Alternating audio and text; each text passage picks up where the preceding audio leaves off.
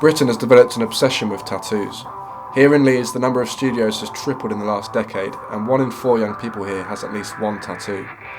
Once exclusive to sailors, punk rockers and prostitutes, tattoo culture has seeped into the mainstream. I want to find out if young people are seriously considering the implications of getting tattooed, or if they'll live to regret such a lifelong decision. This is a permanent thing. You're going to pay taxes, you're going to die, and that tattoo is going to go with you. I've come to Ultimate Skin, the oldest tattoo and piercing studio in Leeds. I want to speak to artists and customers to see if they can change my own negative opinions towards tattoos. Now a big business in the UK, it seems that tattoos are the latest must-have fashion accessory.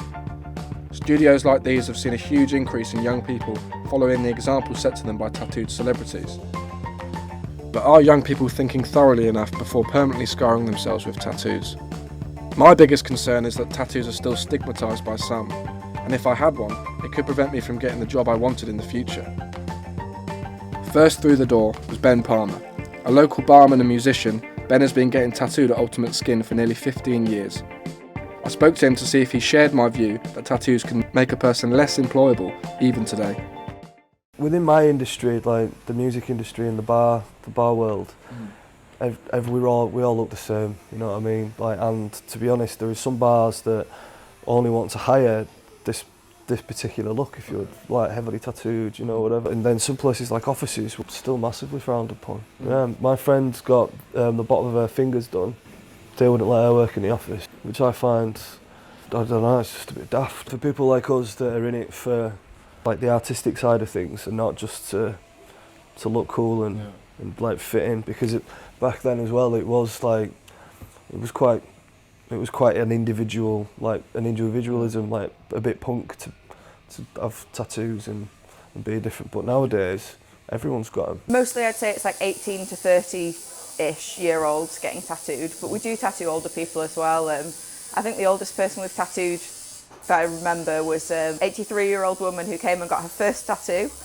She said that her grandchildren had done all these different things that she'd done, and they'd got tattoos, and that was the only thing that she hadn't. So she got a couple of their initials tattooed on her wrist, and yeah, she had a great time. But yeah, mostly it's a younger generation. Tattoos, like, it sounds a bit cheesy, but they're not like just for Christmas. They are for life, so you do need to think about what you're getting. And obviously when I was deciding to go further with my own like tattoos, like with my hands and obviously my neck and stuff, you've got to think, I had to think like consciously about how this might affect like my future as well, you know what I mean? Because you never know, like if you can fall in hard times, you need to find a job or whatever, and call them job stoppers.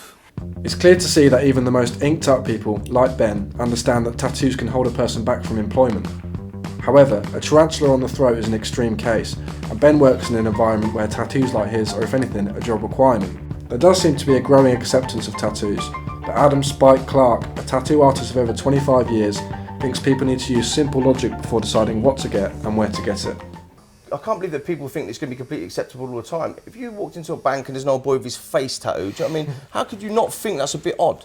Yeah. You know, so people saying, oh, it's not fair, I'm getting, getting looked down upon, or I didn't get a job because of this and that. What the fuck did you think was going to happen?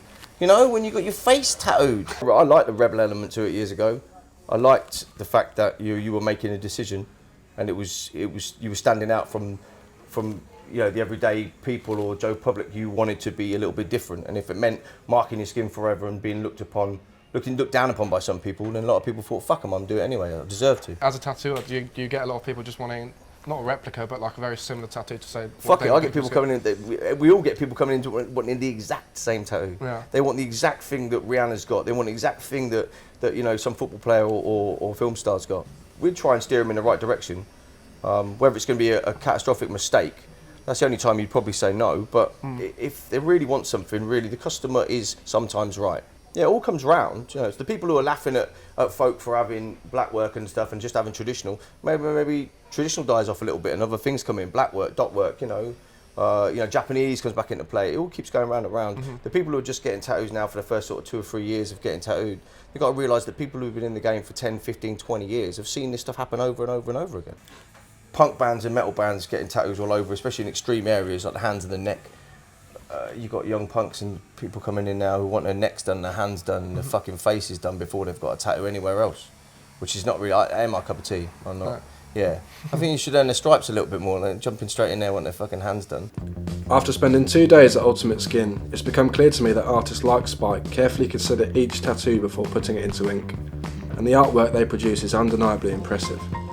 With a newfound respect for all things tattoo, I'm going to put my concerns to the back of my mind, bite the bullet and go under the gun for my first tattoo.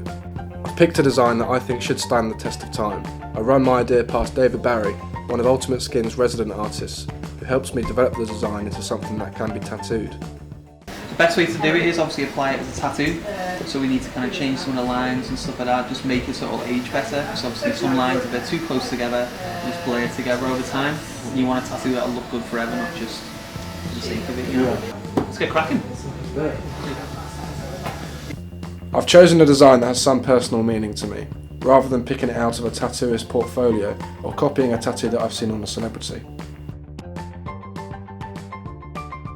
Dave makes a few adjustments to ensure the design can be converted into a tattoo. I've chosen a piece by French artist Henri Matisse. It's entitled Blue Nude No. 2. I grew up in France and this painting is a reminder of that. I have early memories of seeing this painting in my house, and I think the bold imagery of a suggestively posed silhouette should make a cool tattoo.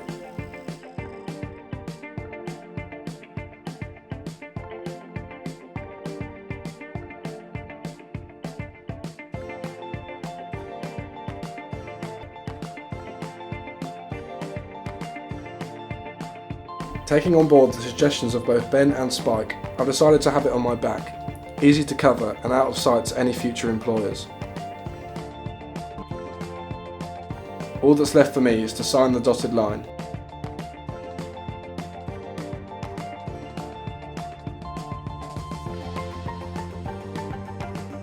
And wait anxiously for Dave to set up. The stencil is proportionate to the size of my hand, and Dave aligns it to match the curves of my shoulder blade.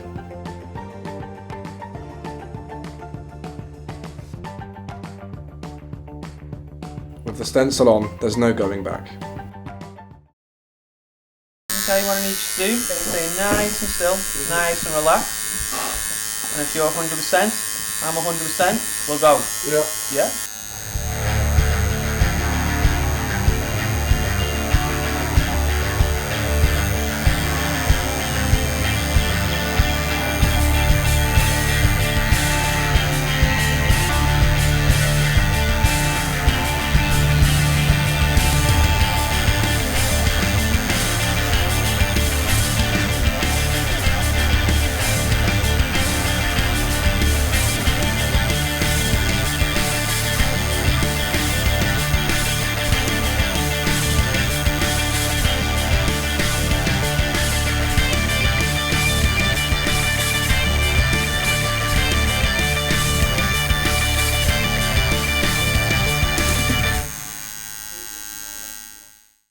After just under 3 hours under the needle, Dave's work is finished.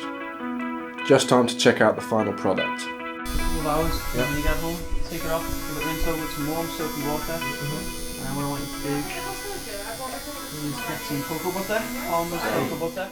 I'm happy with the work Dave has done. I can see why so many people are getting tattooed. My opinion of tattoos has changed over the 3 days, and I can now see that tattoos can be a personal form of expression. Stuff, but yeah, really happy with it.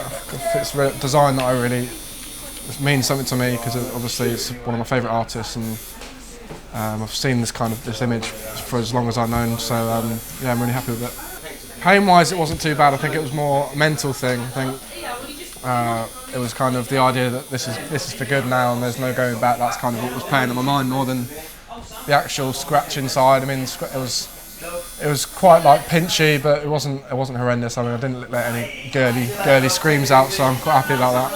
I've got a lot of respect for the people that do this for a living. I mean, it's an artwork. It's artwork that they do on a daily basis. They want to keep it as creative as they can to please their customers. So I think I've got a lot of respect for the artists as well, definitely. Thanks to all the guys at Ultimate Skin for allowing us access. See you again for tattoo number 2.